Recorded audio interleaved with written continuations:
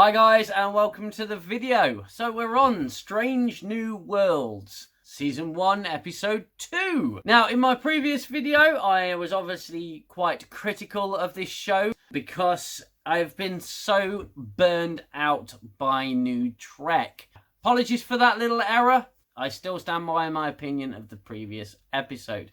That being said, this episode is a marginal improvement. This episode was a little bit of a mixed bag for me. It had its ups and it had its downs. So I'm going to take you through the episode. Again, spoilers coming. And I'm going to break down what happened. So, episode opens on a desert planet. The alien species on this planet look up and see a comet in the sky. The Enterprise is tracking this comet. And Uhura, she's on her way to a meal with the captain, dining in the captain's galley or the captain's quarters. I believe it's his quarters. And she's on her way. She's been told by Ortega.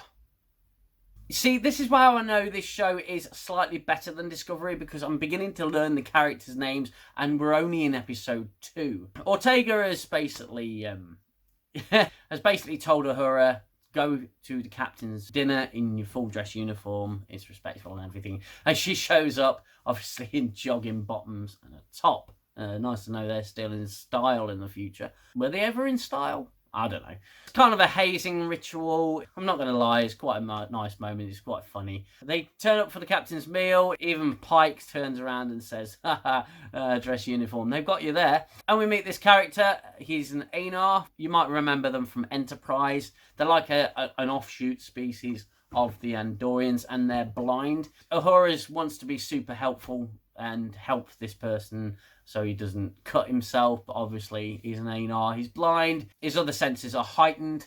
Again, the whole thing's kind of a setup. It's kind of set up as a little hazing, okay? And Uhura gets a little bit knocked by this. So they're sitting around at the table, and the captain asks Uhura where she'd like to be heading in the future. And she says she might know things of Starfleet's the best. They're all taken aback by this. I don't think my future's in Starfleet. I just know what's coming. It's another tragic backstory in Kurtzman Trek. It turns out both her parents and her brother, I believe, were killed in a shuttle accident. It might be just an expansion on something that was mentioned in the original series, but I'm fairly certain that Uhura's parents weren't killed on a shuttle accident. But yeah, another tragic backstory.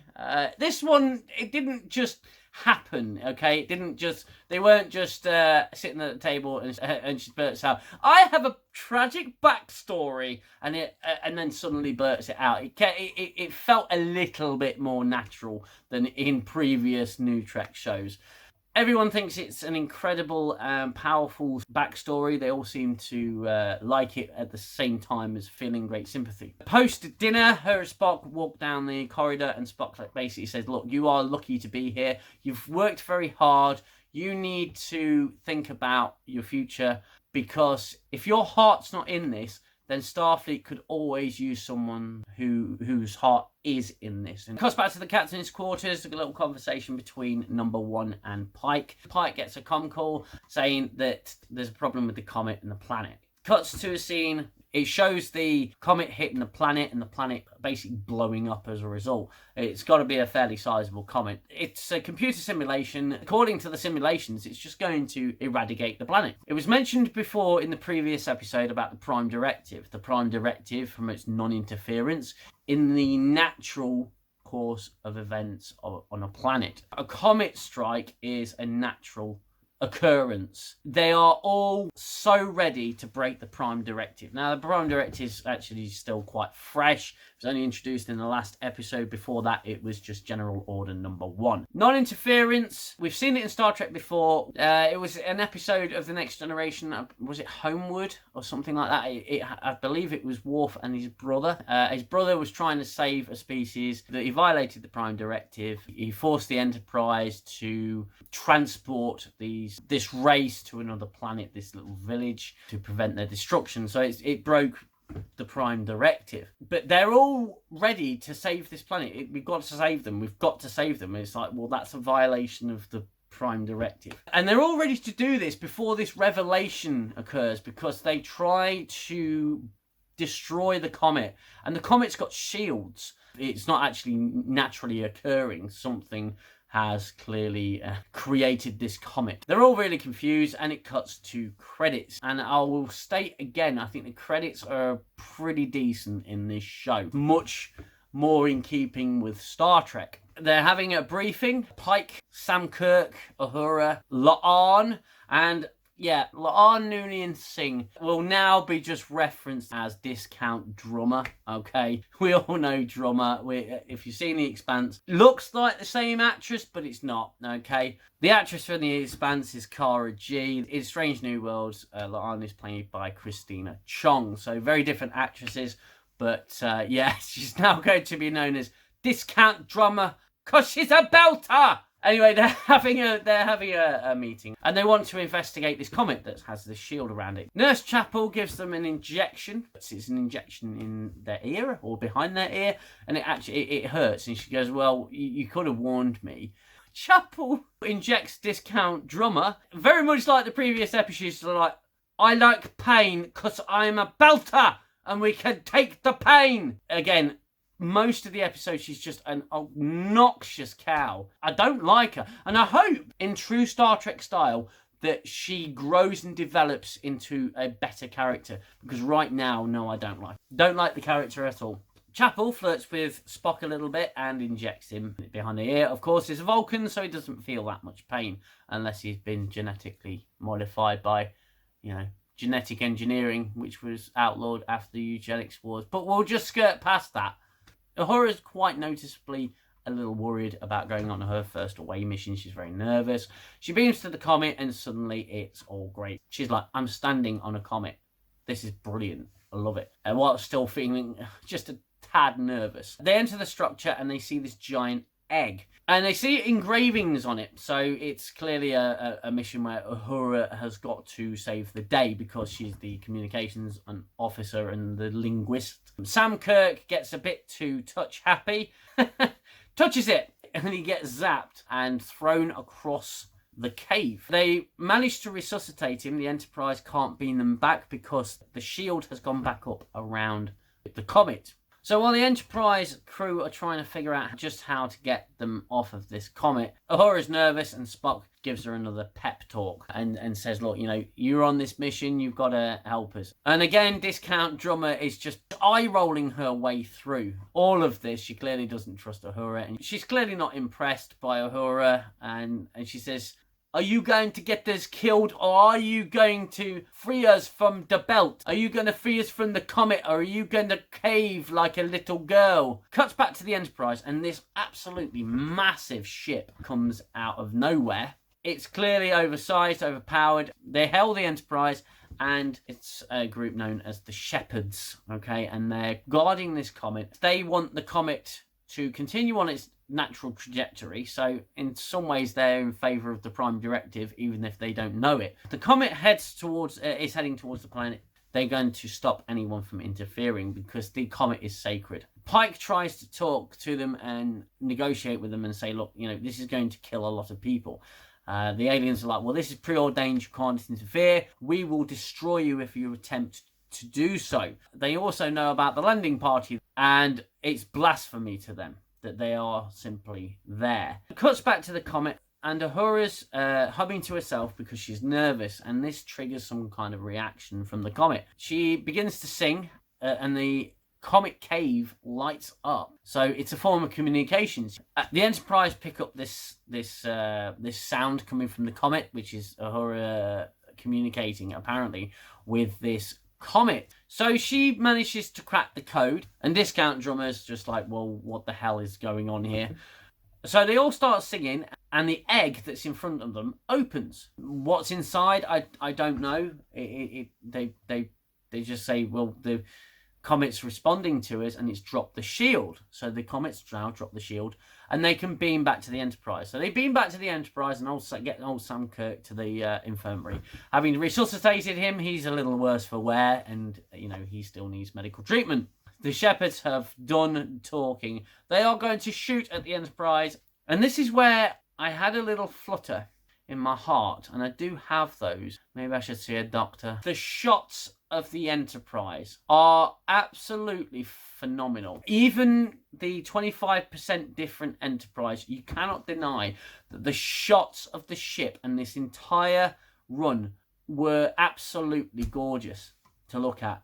So yeah, there you go. I enjoyed something in New Trek. The shots of the ship were absolutely fantastic. They're getting shot at, and the Enterprise moves just behind the comet in the tail. And obviously the alien shepherds aren't going to shoot at the comet. So Pike orders all the power to be cut. The shepherds hail the Enterprise, and he just basically says, please don't destroy us. We apologize for doing what we did. We will not set foot on this comet again. We won't touch this comet. Instead of coming up with a way to communicate with it, because there's just not enough time, Spock gets into a shuttle, and this shuttle is not detected by the shepherds, even though they seem massively more advanced than the Enterprise. But he radiates the shields of the shuttle and heats up the comet to a point of fracture.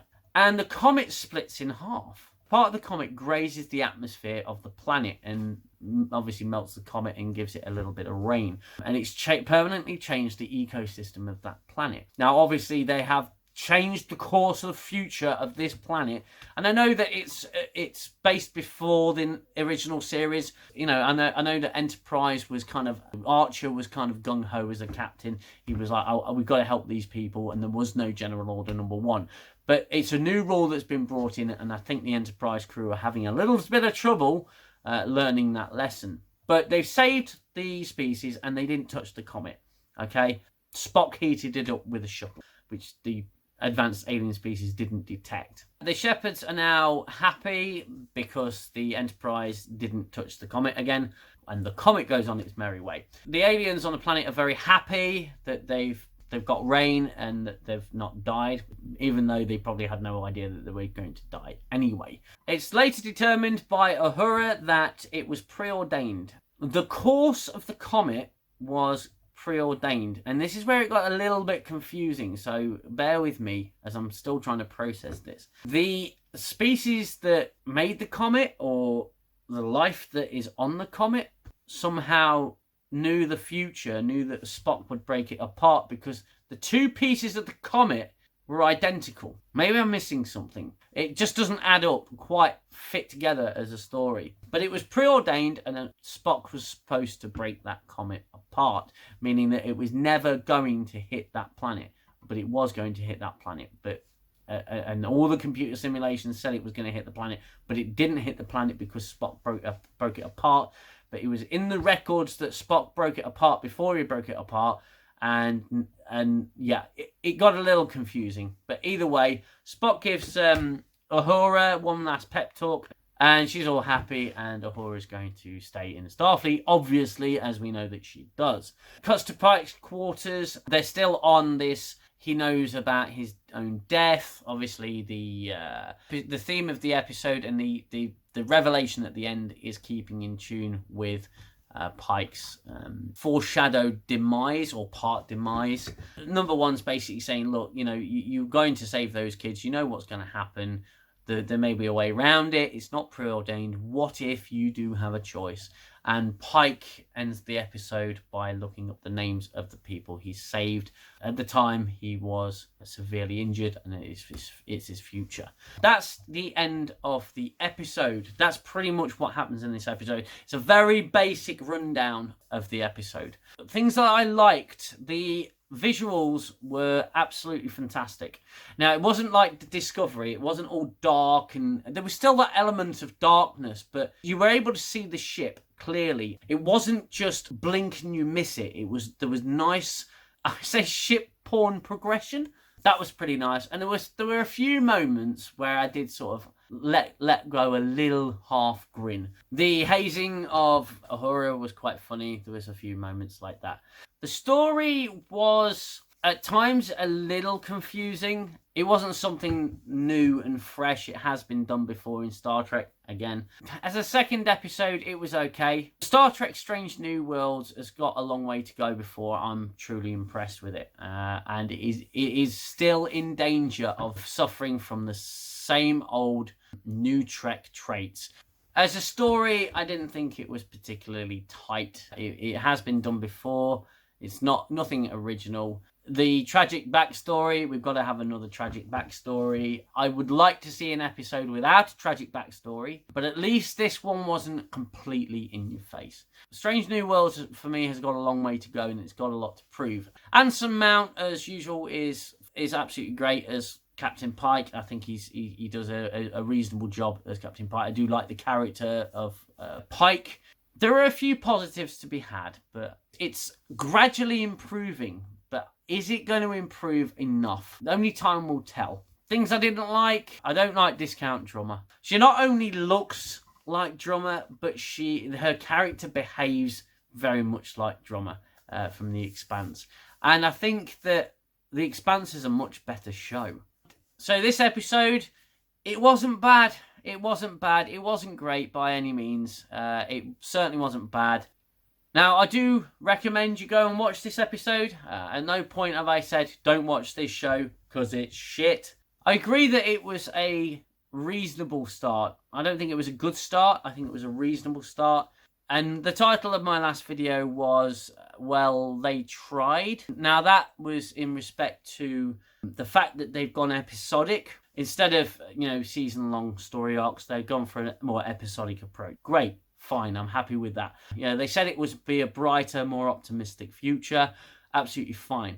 But the reason I said they missed the point is because this is still from the same team that brought you Discovery and Picard. Okay, the same writers, the same producers, the same team. They have stung us before.